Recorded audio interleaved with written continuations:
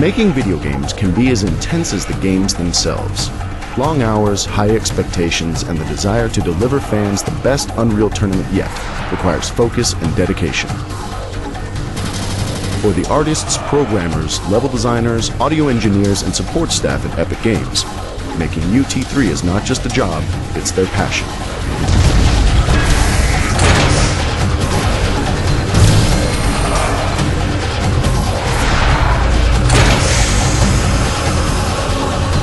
Unreal Tournament 3 required the collaboration of dozens of talented individuals for a time period of over 2 years. The work that they were able to put together speaks for itself. It's a titanic effort to pull off a AAA game in 2007. We have this huge amount of collaboration and communication required to keep everybody productive, to keep them on track and working on things we need and not things that we don't. And that's really the cornerstone of my job, is making sure that everybody in this huge pool, not all in the same building even, or same city, have what they need to get their job done. That's something that I think a lot of people should understand, is that we're not just sitting down and working in our garage to crank out a game like Unreal Tournament 3. It requires an immense amount of planning, immense amount of coordination and teamwork, and strong talent from people with very different jobs. And so when you get that wonderful critical mass like we have here at Epic, where you have all these people who are, you know, the top of their field in each of their jobs, but at the same time great people and easy to work with and clear communicators, you're able to pull off the quality that we're known for. I think we make good first-person shooter games because we're really passionate about them. I mean, we really care. All our developers will really go the extra mile and stay as late as needed to really get things right. And we have a very high bar for ourselves. We complain a lot more about our games than people complain about them once they get on the outside. I think that's critical, that you have to have people who really are passionate and really care about making a good game. The way that we build Unreal Tournament 3 is very much an iterative process, where we do playtests every day, and we've been doing that since the very beginning. The game was playable probably a month after we started working on it.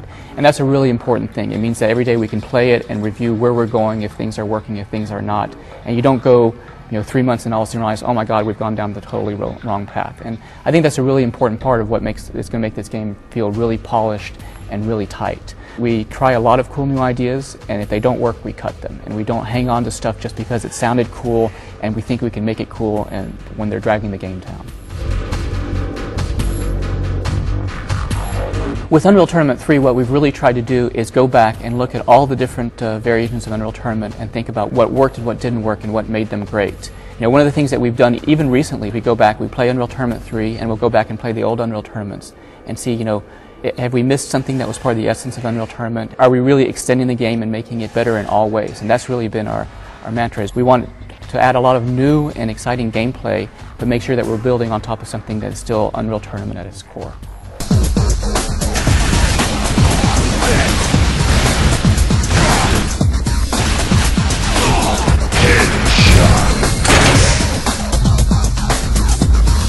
We have mechanical artists, and they sort of alternate between vehicles and weapons, and just in general things that aren't organic, things that have sliding pistons and moving parts. We spend more polygons in our high poly models for the weapons in Unreal Tournament 3 than we did in the entire game of Unreal Tournament, like in one scene at any one time. We spend a lot of detail on our weapons, and it's because it's cool to have this thing right in front of you that shows you all the detail, and you've got proof that you're using great hardware right in front of you. So all our weapons, even though they're science fiction science, they look like they could work. They all articulate and move and open and charge up and discharge, and you can see every shot being loaded in, and we've got readouts that tell you the number of ammo that you've got left. These are the area of expertise for our mechanical modelers. Hi, my name's Pete Hayes. I'm a 3D modeler here at Epic Games. I'm going to walk you through the process of creating one of the weapons, the Impact Hammer, from start to finish. And that's what we're going to take a look at today. Concept art. The rough poly model. Here's kind of my starting point. So we've jumped a little bit further down the line. Add a little bit of detail. I'll start to add little nuances like the rivets, bolts, holes. People are getting a pretty good idea of what the weapon's going to look like. So a little bit further down the road, I want the first person to look good. what I call a proof of functionality animation. This is kind of the main attack where you charge it up and then impact hammer somebody, exploding them into bits. So once the high poly is done, I do what's called exploding the model.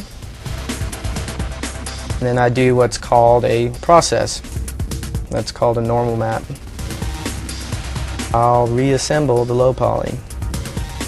And that's kind of the finished product.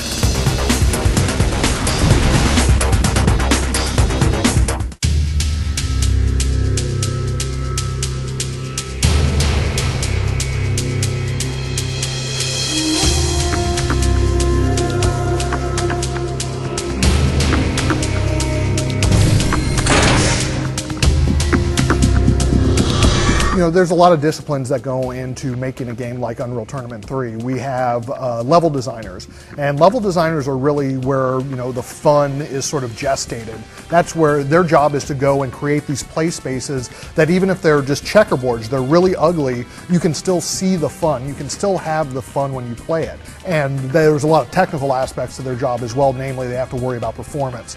And so you can make the most beautiful map in the world, but if it runs at 2 frames, nobody's going to care.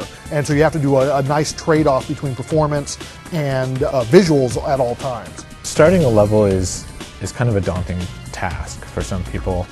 A lot of people think that a level just gets made and is fun, you know, things kind of randomly come together. But there's really a very long process involved in getting a level to where it ends up. That involves the ideas of many different people and a lot of different hands touching it. You really start with a basic concept, whether it's a idea or a location or a trap or whatever it is that you really want to do. You just have to start with this basic core concept. From there we do what's called shelling it out, which is really basic geometry, just flat walls, no decorations at all. Just get in there and play. We work very hard on game flow so that people are funneled down corridors to a specific point where there is a specific item that they need to pick up. Random example, tight corridors should have something like a flat cannon which can bounce around in that narrow space and help that person as they go through the corridor. So there's a lot of thought that gets involved, not only into the way that the level is laid out, but where the items go that are in there. We just test it at that point. Test over and over until we're sure that it is fun as can be. When it's in that really basic state, it's very easy to say, oh, the game would be so much better if there was a door here instead of a wall. And we can just go in and subtract a hole and then boom, we've got a thing we can play in. During that phase, while we have the basic geometry in place and the concept in place, the level goes over to an art team. And we'll start with either coming up with a overview of how we want the area to look and feel, or maybe even go to a concept artist who will take a picture of that geometry and do a paint over. So they'll kind of paint architectural details and foliage or whatever it is on top of our basic geometry. And then starts this very long process of merging the two, where you have a team of artists that develop assets, whether it's textures and materials to static meshes to particle effects, and all that kind of slowly starts to come together and becomes what people recognize as a level. It's truly incredible to see these things really transform from this basic, untextured, blocky, ugly thing into this beautiful environment that's unbelievably realistic.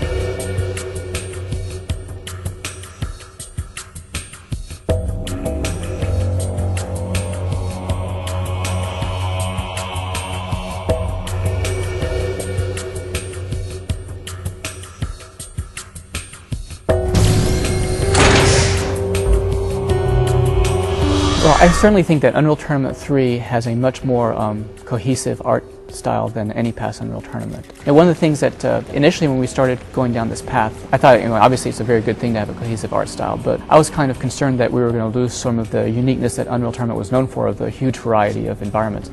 And one of the really gratifying things that's turned out is, credit to the art director and art leads and art team, is that we still have this huge variety of environments and places you fight in, but it all feels much more cohesive. And it also gives you much more of a sense of place than in past Unreal Tournaments. All our levels really feel, as you play through them, you can really feel where you are. And now that we have this campaign mode where you're progressing through in sort of a geographically cohesive way, you really sense how you're moving forward. The levels itself feel like they fit together, as opposed to being a random jumble of cool-looking levels. On the art side, we have a number of different disciplines. We have concept artists, and like I mentioned before, concept artists' main goal is to get a vision agreed upon before we really spend any significant time. And so it may sound like a lot of time to have someone work on concept arts for a week, but compared to the 3 months that often will be taken in creating the actual assets that are based off that concept art, it's a good trade-off. So it's just much easier to make modifications to something with a pencil than with 3D Max. We also have environment artists, and their main goal is to create those environments that the level designers use to mesh out their gameplay shells once they're happy with the gameplay. So all the arches, the statues with guys with swords, all that kind of stuff were from our talented environment artists. We also have character modelers or organic modelers, and they're very focused on getting, the human shape and not so human shapes down. I'm Chris Wells, and I'm a character artist here at Epic Games, and I'd like to go through the process of creating a character with you. What I'd like to start out with is the concept phase, and here we have a character, Loke. And this settles our grievances. Once we have a concept that works, what we do is we take it into modeling, making a rough proportion model, separating the model into organic and hard surfaces. So once we have this as we want and have the proportions and the silhouette as we like, what we try to do here is really kind of push the detail. One of the things that we find helpful is to use detail to tell a story about a character. Once we're done at this phase, what we do is we work on the hard surfaces, which would bring us into the high poly section here. And here we have the finished high poly version right here. One of the things you want to keep in mind is to try to push the silhouette and make sure that there's always a lot of interesting shapes on the model that make it easily identifiable from a distance or when it's moving. At that point, it brings us into the editor, which we can see our final model right here, and that's how we create characters in a nutshell. Hell yeah! This is my kind of fight. The kind where we all die, Othello? Don't worry, your brother's got a plan. They also have to work very closely with animators to make sure that the creatures move right. The most beautiful character model in the world, the illusion will be dispelled like that if it doesn't move like what people would expect, and that's why we use mocap and technologies like that to ensure very natural and human-like motion.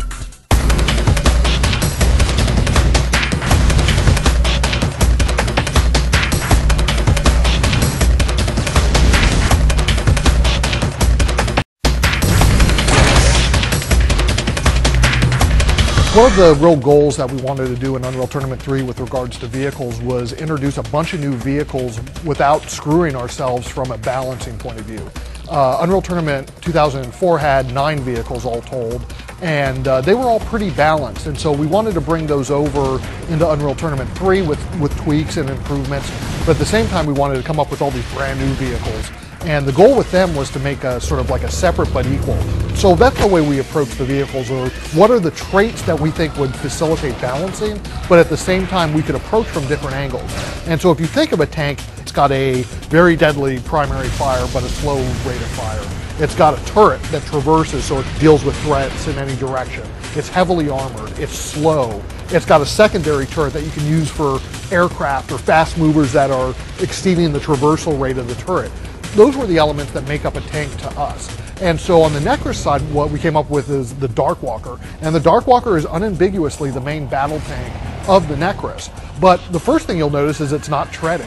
And so the treads on the Goliath, the Axon tank, really restrict where it can get. The Darkwalker is a tripod, and so it can actually climb up onto things and pull itself up in ways that we didn't initially expect. It also could crouch all of a sudden, and so you could do real-world tank tactics like hull down, where only your turret is showing to the enemy and the rest of your tank is hidden by the environment. You can do that with the Darkwalker and actually have it crouch, pop up, fire, and then crouch back down. And so we were able to get all these tank-like elements into something that really didn't look like a normal tank, even though it fulfilled that same role. And it certainly allowed us to balance the game. Something that really surprised us, though, was in addition to the way it could traverse certain terrain, was that players just enjoyed going through legs of walkers. And so all of a sudden with the hoverboards, people would be like pulling tricks through this dangerous vehicle's legs and out the other side. Well, that just made the vehicle seem wimpy, which is the last thing we want this thing to communicate to the fans. And so what we decided to do was add this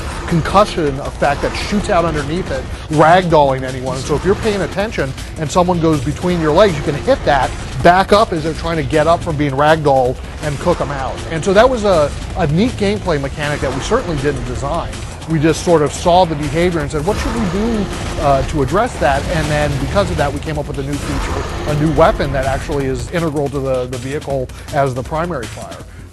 The Darkwalker early on was this silly looking, just a placeholder, a ball with some tentacles hanging out from him. And I started playing around with it, and then I showed other people, and everybody got really excited about it.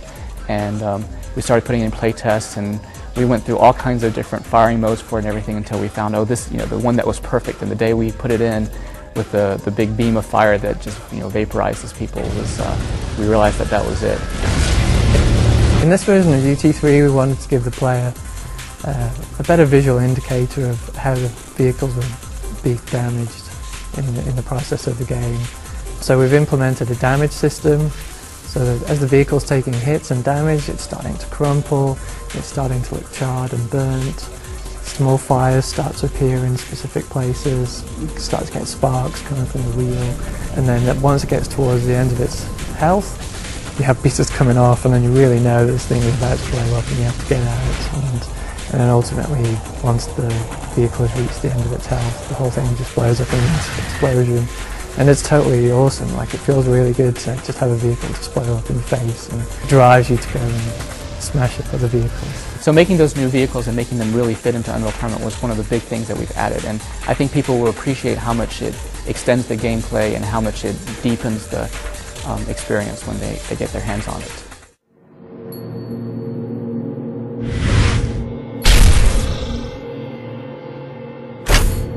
Play.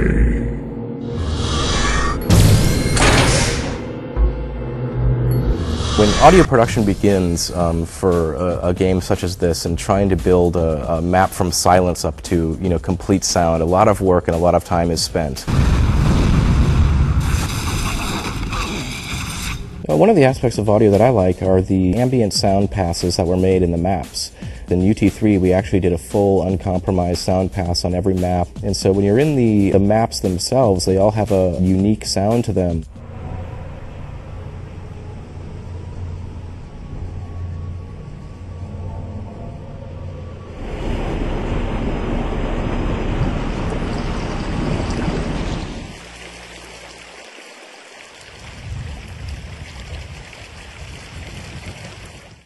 In keeping with the idea that we were trying to extend Unreal Tournament in all directions and really polish every asset of it, one of the things that we also focused on was a dynamic music system, and which is certainly more of a challenge in a multiplayer game where you really have no idea what's going to happen next. And so for each of the music tracks, what we did was we had each of the composers record a full mix of the track from start to end as if it was being recorded for an album.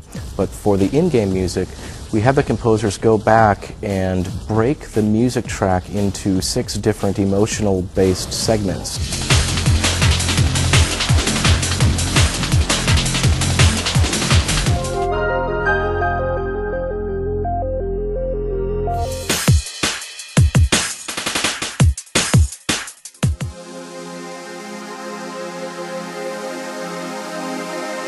And so this was an attempt to have the music have more relevance to the gameplay within the game, and actually provide an emotional context for the user as they're playing the game. Okay, cool. So we're working on the UT3 cinematics at the moment, final stages of development, and working on the Necros Attack cinematic, which occurs about halfway through the game with music mix only.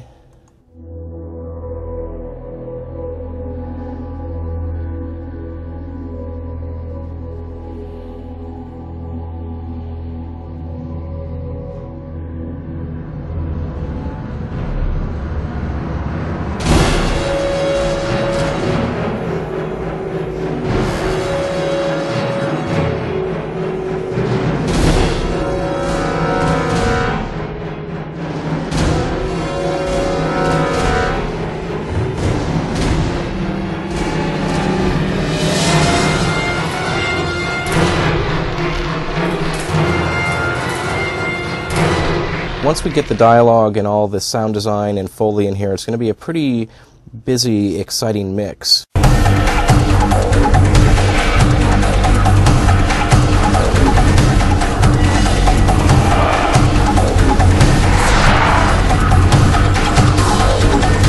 Unreal Tournament 3 was a real passion product for the team here at Epic Games. Normally you have to make a lot of compromises to get your game done, but we were really able to deliver on the goals that we set out at the onset of the product.